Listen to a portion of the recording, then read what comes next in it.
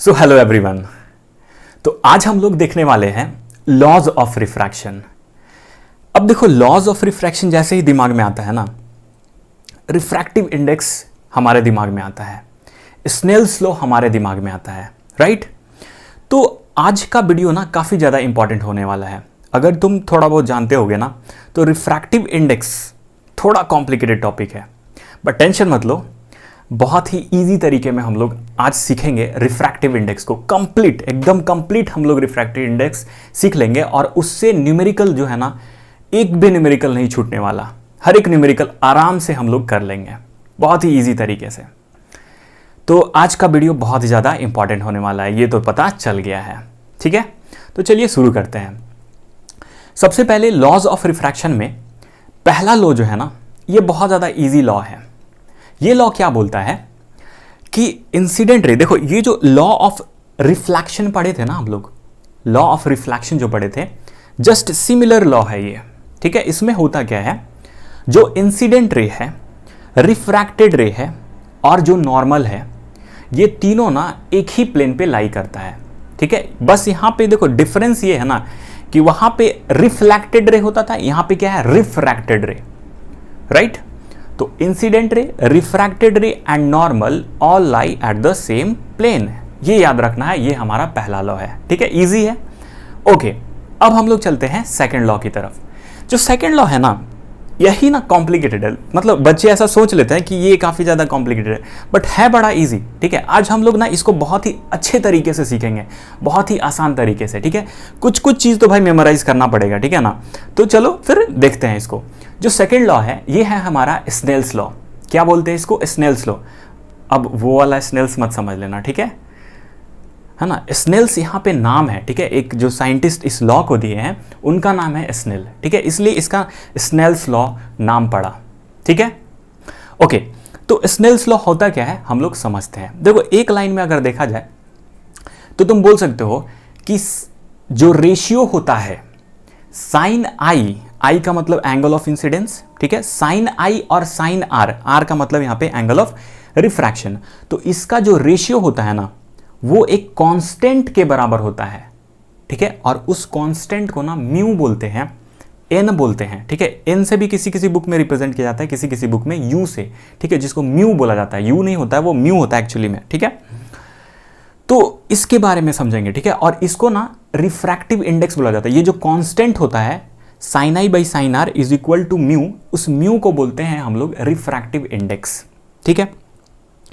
ये तो एकदम तुम इजी बोल सकते हो कि एक इजी लॉ, एकदम मतलब इजी वर्ड्स में हम ऐसे डिफाइन कर सकते हैं स्नेल्स लॉ को। लेकिन ये है बड़ा एकदम अगर देखा जाए ना, तो एक बड़ा टॉपिक है ये, ठीक है। इस पे न्यूमेरिकल आता है, तो इसको ना हम लोग डिटेल में समझेंगे, ठीक है, इससे न्यूमेरिकल करेंगे। अब देखो इससे पता क्या चलता है, ठीक है, ये जो यहाँ पे कांस्टेंट निकलता है, ये जो म्यू आता है ना वैल्यू, इससे हम लोग को पता क्या चलेगा, तो इससे ये पता चलता है कि अगर लाइट किसी भी मीडियम में इंटर किया तो वो कितना मुड़ेगा, ठीक है, वो कितना मुड़ेगा ये पता चलता है। मतलब बेसिकली अगर देखा जाए ना, तो रिफ्रैक्टिव इंडेक्स, ठीक है, रिफ्रैक्टिव इंडेक्स देखो, रिफ्रैक्टिव इंडेक्स क्या बताता है। अगर तुमसे कोई पूछे व्हाट इज रिफ्रैक्टिव इंडेक्स, देखो रिफ्रैक्टिव इंडेक्स ना आया कहां से। अगर तुमसे पूछे कि रिफ्रैक्टिव इंडेक्स का कॉन्सेप्ट का जन्म कहां से हुआ, तो भाई स्नेल्स लॉ से हुआ, ठीक है, सेकेंड लॉ से स्टार्ट हुआ, ठीक है, यहां से कॉन्सेप्ट आता है इसका। स्नेल्स लॉ क्या होता है, sine i by sine r is equal to constant, उस कांस्टेंट को बोलते हैं रिफ्रैक्टिव इंडेक्स। अब तुमसे अगर पूछा जाए ना कि व्हाट इज रिफ्रैक्टिव इंडेक्स, तुम बोल सकते हो, ठीक है, कि रिफ्रैक्टिव इंडेक्स जो है ना, हम लोग को ना एक आइडिया देता है कि लाइट कितना बेंड करेगा, ठीक है। ये क्या देता है हम लोग को, इंडिकेट करता है, इट गिव द इंडिकेशन, है ना, कि लाइट कितना बेंड करेगा किसी भी मीडियम में। अगर किसी पर्टिकुलर मीडियम में एंटर करता है ना, तो लाइट कितना बेंड करेगा, वो आइडिया हम लोग को रिफ्रैक्टिव इंडेक्स देता है। अब भाई बात आता है कि रिफ्रैक्टिव इंडेक्स निकालेंगे कैसे। मेन मुद्दा तो ये है ना कि रिफ्रैक्टिव इंडेक्स को कैलकुलेट कैसे करेंगे, व्हाट आर द फॉर्मूलाज। तो अभी हम लोग समझने वाले हैं उस फॉर्मूलाज को डिटेल में, ठीक है। एक बात और याद रखना, रिफ्रैक्टिव इंडेक्स का कोई यूनिट नहीं होता, ठीक है, रिफ्रैक्टिव इंडेक्स का कोई भी यूनिट नहीं होता। अब बताओ क्यों नहीं होता, क्योंकि भाई ये रेशियो है, सेम है ना, sine i by sine r, ratios का कैसे एंगल होगा, सॉरी, रेशियो का कैसे यूनिट होगा, नहीं हो सकता ना, कट जाएगा, रेशियोज का यूनिट होता ही नहीं, दोनों कट जाएगा, न्यूमरेटर डिनोमिनेटर। ठीक है, तो इसका no unit, it is unitless, ऐसा बोल सकते हो कि रिफ्रैक्टिव इंडेक्स इज यूनिटलेस। जैसे होता है ना लेंथ का मीटर, जस्ट वैसे रिफ्रैक्टिव इंडेक्स का कोई यूनिट नहीं होता है। ठीक है, अब हम लोग आगे देखते हैं। देखो रिफ्रैक्टिव इंडेक्स जो है ना दो तरह का होता है। ठीक है, एक होता है रिलेटिव रिफ्रैक्टिव इंडेक्स और एक होता है एब्सोल्यूट रिफ्रैक्टिव इंडेक्स।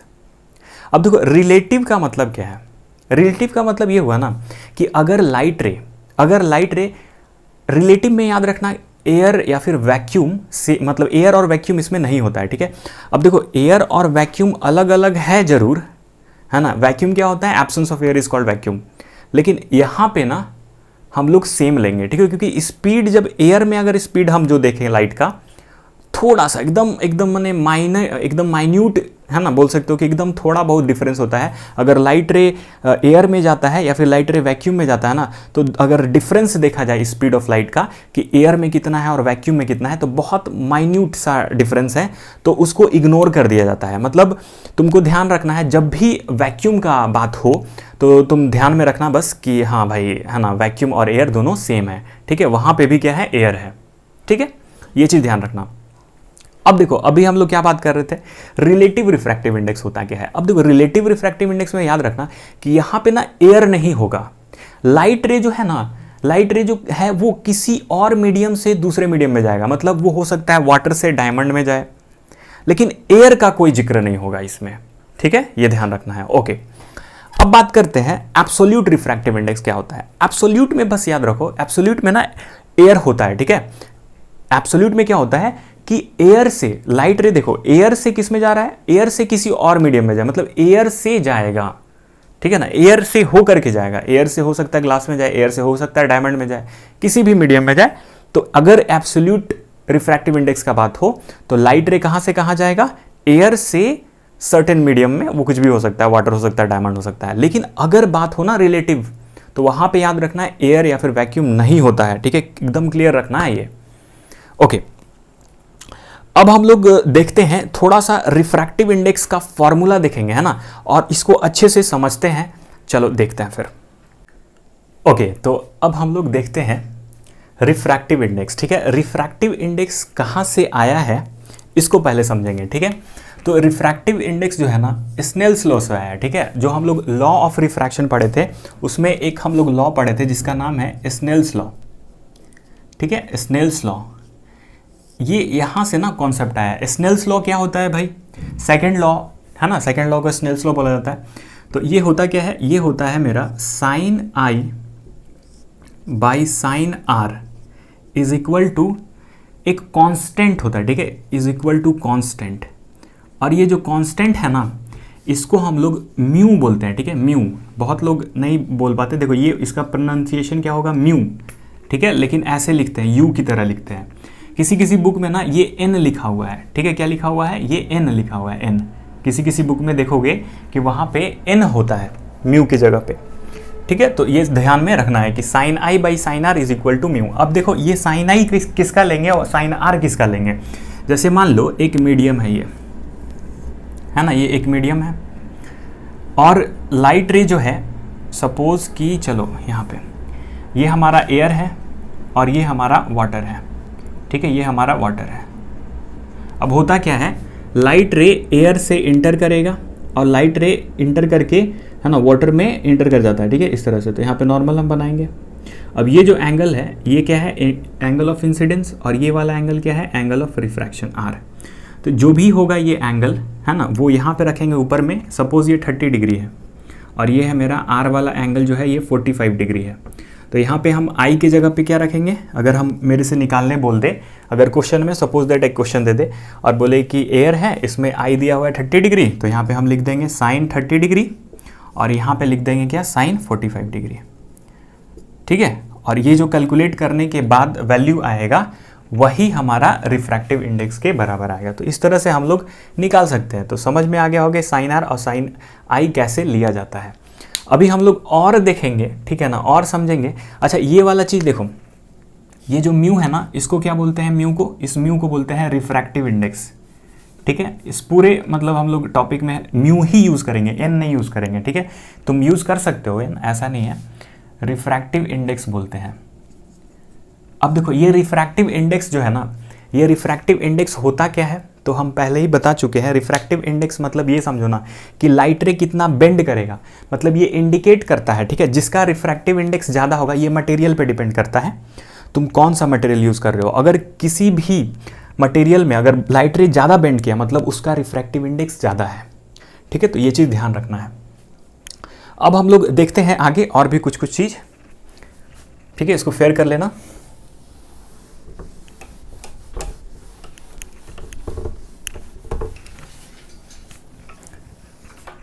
ओके, अब देखो जैसे कि अगर दिया रहे इस तरह से दे दे, ठीक है। यहाँ पे 1 और यहाँ पे 2 है ना। अब बेसिकली अब हम लोग बात करेंगे रिफ्रैक्टिव इंडेक्स के ऊपर, ठीक है। इस तरह से अगर दे देना तो इसको हम लोग इस तरह से लिखेंगे, देखो μ2/μ1। ये बाद वाले को ऊपर लिखा जाता है, ये वाले को पहले वाले को नीचे लिखा जाता है।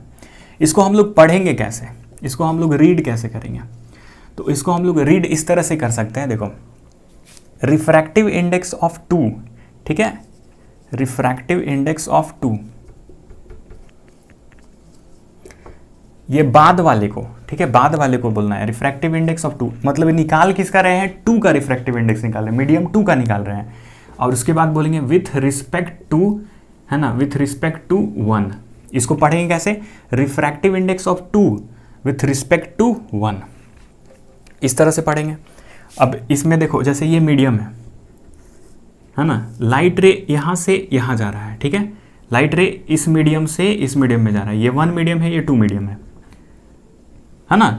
अब इस वाले केस के लिए ये सही है, μ2 मतलब रिफ्रैक्टिव इंडेक्स ऑफ 2 है ना, 2 में चला गया तो refractive index of 2 with respect to 1, ऐसे हम इसको पढ़ लेंगे, ठीक है। कभी कभी ऐसे भी लिखा जाता है, देखो ये A लिख देगा, यहाँ पे G लिख देगा। इसका मतलब क्या होता है, A का मतलब समझ लेना एयर, ठीक है। मान लो ये एयर है और ये G है, तो इसको हम लोग कैसे लिखेंगे, μg/μa,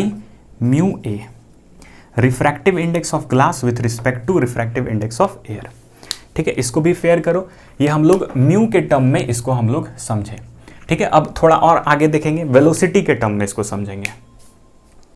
ओके, अब हम लोग देखते हैं रिफ्रैक्टिव इंडेक्स और स्पीड ऑफ लाइट में क्या रिलेशन है, ठीक है। Refractive index and speed of light.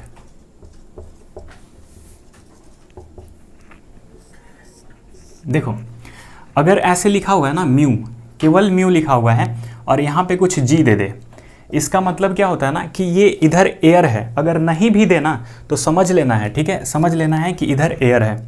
तो इसको हम लोग क्या लिखते हैं ना, c/v लिखते हैं। क्या लिखते हैं, c/v, और ये v किसका, g का, ठीक है, c/vg, वेलोसिटी ऑफ ग्लास। ये g मतलब ग्लास और इधर मतलब एयर, और एयर को c से रिप्रेजेंट कर सकते हैं ना। Speed of light in air को हम लोग c से रिप्रेजेंट करते हैं, जिसका वैल्यू कितना होता है, 3 × 10⁸ मीटर पर सेकेंड, ठीक है। लास्ट में सारा फॉर्मूला को हम रिलेट कर देंगे, टेंशन नहीं लेना है।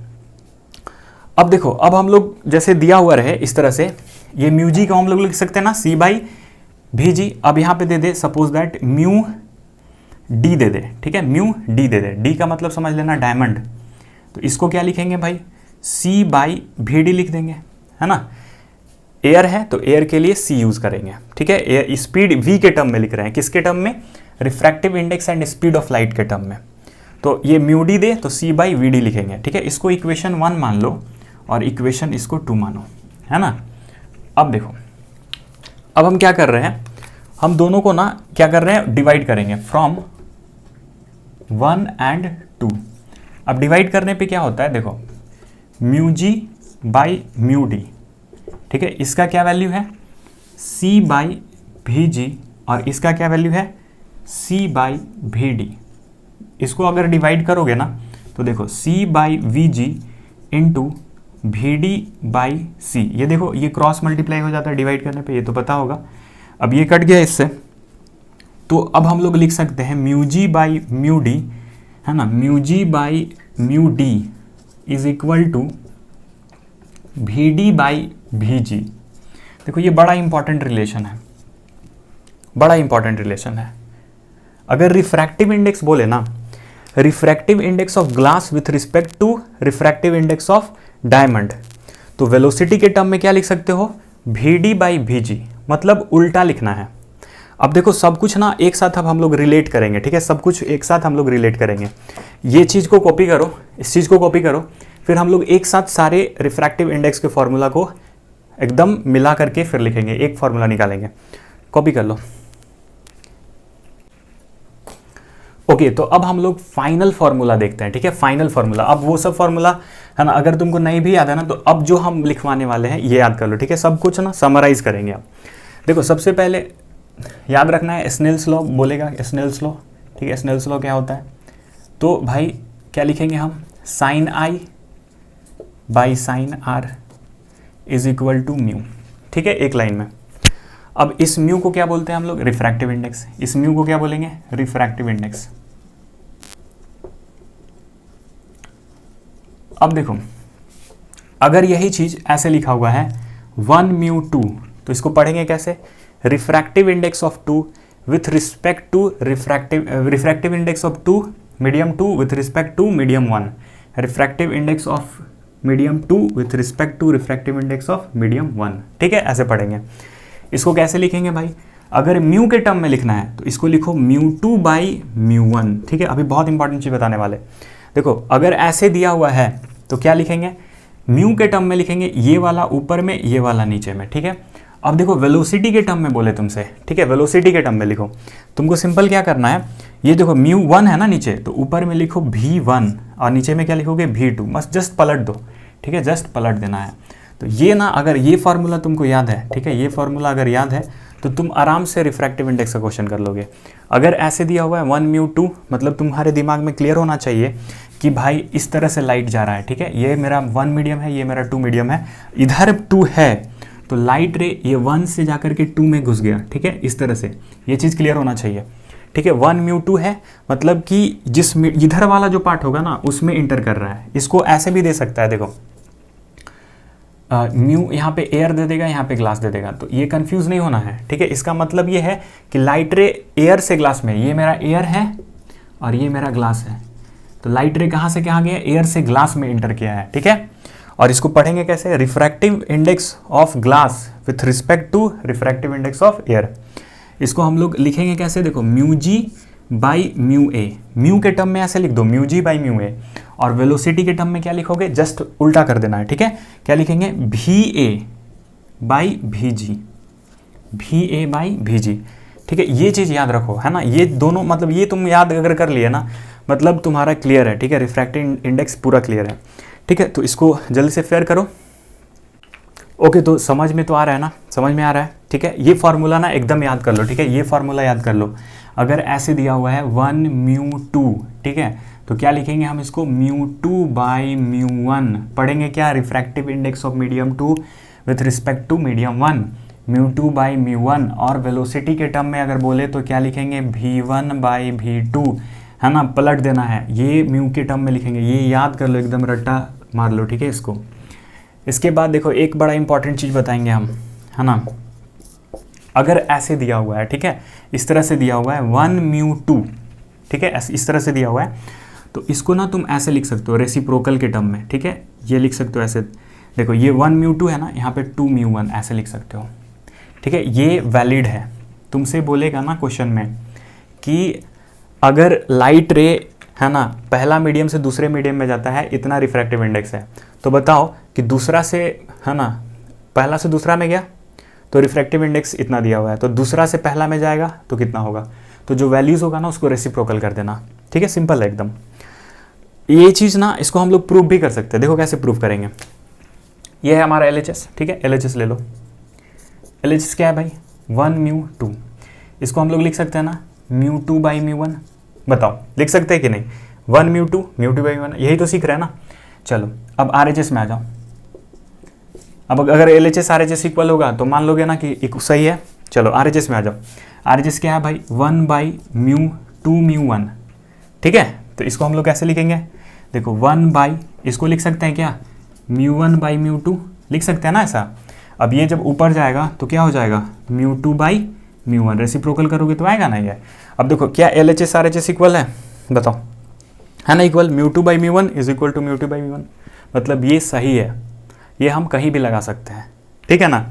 तो इसको भाई याद रखना, ठीक है, ये फार्मूला वेरी इंपॉर्टेंट, ठीक है, वेरी वेरी इंपॉर्टेंट, है ना। रिफ्रैक्टिव इंडेक्स बोले बस ये तुरंत याद रखना है, ठीक है। रिफ्रैक्टिव इंडेक्स का आइडिया अगर तुमसे बोले ना कि रिफ्रैक्टिव इंडेक्स होता क्या है, सिंपल याद रखो कि ये हम लोग को आइडिया देता है कि लाइट रे कितना बेंड करेगा, है ना। कहाँ से आया इसका कॉन्सेप्ट, स्नेल्स लॉ से आया कॉन्सेप्ट। स्नेल्स लॉ होता क्या है, sine i by sine r is equal to mu, ठीक है। म्यू क्या है, एक कांस्टेंट वैल्यू है, म्यू को ही बोलते हैं रिफ्रैक्टिव इंडेक्स। रिफ्रैक्टिव इंडेक्स इस तरह से लिखते हैं, ठीक है। ये क्या है, इसको पढ़ेंगे कैसे, refractive index of second medium with respect to one. इसका मतलब क्या होता है, ठीक है। तो ये देखो लाइट रे इस मीडियम से इस मीडियम में गया, मतलब अगर दिया हुआ है इस तरह से, इसको हम बता रहे हैं ना, तो इसका मतलब ये 1 से 2 में गया है, ठीक है। बहुत बार रिपीट कर दिए तो अब तो एकदम याद हो जाना चाहिए, ठीक है, याद हो जाना चाहिए। पहले मीडियम से दूसरे मीडियम में गया है, तब ऐसे लिखेंगे, ठीक है। क्या बोलेंगे, mu two by mu one. Velocity के टर्म में कैसे लिखेंगे, v one by v two. अगर केवल देखो, अगर ऐसे देता है, केवल इस तरह से दे दे, म्यू ए केवल सॉरी यहाँ पे दे दे, मान लो म्यू टू दे दे, या फिर है ना म्यू टू दे दे, तुमको समझ लेना है कि यहाँ पे एयर है, खुद से समझ लेना है, ठीक है। नहीं भी देगा तो यहाँ पे समझ लेना है कि एयर है, तो यहाँ पे क्या लिखोगे, mu two by mu air, है ना एयर, या फिर वेलोसिटी ऑफ किसका, टू, है ना। वेलोसिटी के टर्म में क्या लिखते हैं, एयर का पहले वेलोसिटी लिखेंगे इधर वाले का, तो यहाँ पे C by mu velocity of second medium. तो ये चीज़ ध्यान देना है, ठीक है। ऐसे दे देगा म्यू जी, इसका मतलब कि यहाँ पे क्या है, एयर है, तो इसको फिर कैसे लिखोगे, mu g by mu a, refractive index के टर्म, वेलोसिटी के टर्म में एयर का वेलोसिटी, तो एयर का तो फिक्स है ना 3 × 10⁸, तो यहाँ पे सी लिखना है और यहाँ पे लिखना है वेलोसिटी ऑफ जी। तो आई होप कि अब तो एकदम याद हो गया होगा, ठीक है। तो इतना सारा चीज़ ना याद रखो, नोट करके रखो। अब हम लोग देखो, अब हम लोग एक क्वेश्चन करेंगे, ठीक है, सिंपल सा क्वेश्चन करेंगे और उससे फिर सीखते हैं, देखते हैं बना पाते हो कि नहीं। चलो ओके, तो अब हम लोग एक क्वेश्चन देखते हैं, ठीक है। चलो देखो, इस क्वेश्चन में क्या दिया हुआ है कि light enters from air to diamond, ठीक है। क्वेश्चन में देखो, पढ़ के ना तुम गिवन निकालो, है ना, पढ़ के गिवन निकालो। तो लाइट कहाँ से कहाँ इंटर कर रहा है भाई, एयर से डायमंड में इंटर कर रहा है ना, लाइट इंटर कर रहा है, सही है सही है। चलो तो यहाँ पे एक डायग्राम रफली हम बना लेते हैं, ये एयर है और एयर से डायमंड में, है ना, इंटर कर रहा है, मतलब ऐसे लाइट आया, ऐसे इंटर कर गया, ठीक है। मतलब हम समझ गए हैं कि यहाँ पे भाई डायमंड होगा क्योंकि डायमंड में इंटर किया है, और यहाँ पे एयर होगा। सबसे बड़ा कन्फ्यूज़न भाई यही होता है, ठीक है, किधर एयर लिखें किधर डायमंड लिखें। तो ये तो क्लियर हो गया, है ना, कि डायमंड में इंटर किया है तो डी इधर होगा, एयर इधर होगा, एयर से डायमंड में गया है। अब हम लोग जानते हैं, तुरंत से इसको लिखने जानते हैं भाई, म्यू डी बाई म्यू ए, इस तरह से लिख लेंगे, है ना। यहाँ पे बाद वाले लिखते हैं, बाद वाले को, और यहाँ पे लिखते हैं इधर वाले को, लेफ्ट वाले को। इसके बाद वेलोसिटी के टर्म में लिख लेते हैं, चलो v A by we d, सही है एकदम सही है, ओके। अब आगे बोल रहा है रिफ्रैक्टिव इंडेक्स इज 2.42, है ना। बोला कि लाइट इंटर किया एयर से डायमंड में, जिसका रिफ्रैक्टिव इंडेक्स कितना है 2.42, ठीक है। मतलब ये दिया हुआ है, रिफ्रैक्टिव इंडेक्स दिया हुआ है। अच्छा, इसको तो हम नहीं लेंगे ना, क्योंकि यहाँ पे स्पीड पूछ रहा है ना, देखो क्या पूछ रहा है, स्पीड ऑफ लाइट पूछ रहा है, तो ये फॉर्मूला मत लो, अब ये दोनों लो। मतलब हम इसको ऐसे लिख सकते हैं, देखो A mu D is equal to V A by we D. अब रिफ्रैक्टिव इंडेक्स का वैल्यू दिया हुआ है, कितना दिया हुआ है भाई, रिफ्रैक्टिव इंडेक्स 2.42, तो यहाँ पे रख दो ना 2.42 इसके जगह पे। अच्छा, एयर का वेलोसिटी ये दिया हुआ है, देखो 3 × 10⁸ मीटर पर सेकेंड। हम लोग को क्या निकालना है, वी डी निकालना है, राइट, यही तो पूछ रहा है। Speed of light in diamond, मतलब वी डी निकालो। अगर वी डी तुम कैलकुलेट कर लिए, आंसर आ गया, ठीक है। अब क्या करेंगे, क्रॉस मल्टीप्लाई, वी डी को इधर भेजो, तो v d is equal to 3 × 10⁸ by 2.42 आ गया, सिंपल है। अब इसको कैलकुलेट करेंगे और मेरा आंसर आ जाएगा। तो इस तरह से हम लोग क्वेश्चन को डील करेंगे, ठीक है ना। समझ में आया, क्या दिया हुआ था, इंटर कर रहा है लाइट एयर से डायमंड में, एयर से डायमंड में, हम तुरंत से समझ गए कि एयर से डायमंड में इंटर किया है, डायमंड इधर लिखेंगे, एयर इधर लिखेंगे, ठीक है। म्यू डी बाई, अब तुरंत इसको लिखने तो जानते हैं ना, म्यू डी बाई म्यू ए, है ना। वेलोसिटी के टर्म में कैसे लिखेंगे, ये वाला ऊपर चला जाए, v A by we D. अब यहाँ पे जिक्र हुआ ही नहीं है रिफ्रैक्टिव इंडेक्स का, ये वेलोसिटी के टर्म में पूछ रहा है। What is the speed of light in diamond, मतलब मेरे से वीडी पूछ रहा है और एयर का स्पीड दे दिया, तो इसको हम लोग यूज नहीं करेंगे। फिर रिफ्रैक्टिव इंडेक्स दे दिया था तो इसके जगह पे रिफ्रैक्टिव इंडेक्स रख दिया 2.42। इसके बाद speed of light in air हमको पता है, गिवन भी है, तो वीडी निकालना था। इस तरह से हम लोग क्रॉस मल्टीप्लाई करके निकाल लेंगे। तो आई होप कि रिफ्रैक्टिव इंडेक्स अब जा करके पूरा क्लियर हो गया होगा। ठीक है, अगर अभी भी कंफ्यूजन है फिर से देखो, फिर से वीडियो को देखो, है ना, और एकदम क्लियर करो इसको, क्योंकि यहां से डेफिनेटली एक क्वेश्चन आएगा। ठीक है, तो चलो फिर, अगर अच्छा लगा हो वीडियो तो लाइक जरूर करना, ठीक है, और शेयर करना अपने दोस्तों के साथ। चलो, थैंक यू।